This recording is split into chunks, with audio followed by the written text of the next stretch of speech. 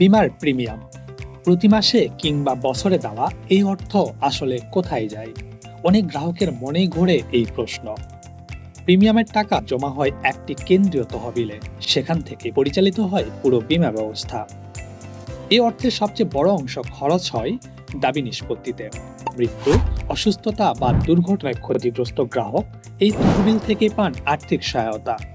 শুধু তাই নয়, এই অর্থ বিনিয়োগ করা হয় নিরাপদ খাতে, সরকারি বন্ড, ব্যাংকের আমানত, এমনকি পুঁজিবাজারেও। এসব বিনিয়োগ থেকে আসে ভবিষ্যতের মুনাফা।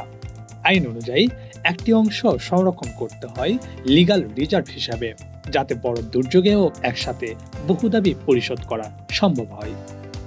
প্রিমিয়ামের একটি অংশ যায় পরিচালন ব্যয়ে, কর্মীদের বেতন, অফিস খরচ, কমিশন ও কর পরিশোধে। সব খরচ শেষে উদ্বৃত্ত অর্থ থেকে জীবন বীমায় দেওয়া হয় বোনাস, যা দীর্ঘমেয়াদে গ্রাহকের সঞ্চয় বাড়ায়। বিশেষজ্ঞদের পরামর্শ, প্রিমিয়াম পরিশোধে স্বচ্ছতা নিশ্চিত করুন, সংগ্রহ করুন অফিসিয়াল রসিদ। বীমার প্রিমিয়াম শুধু একটি জমা নয়, এটি আপনার ভবিষ্যৎ সুরক্ষার নিশ্চয়তা আর দেশের অর্থনীতিরও একটি গুরুত্বপূর্ণ ভিত্তি। Rajkiran Das, insurance news BD.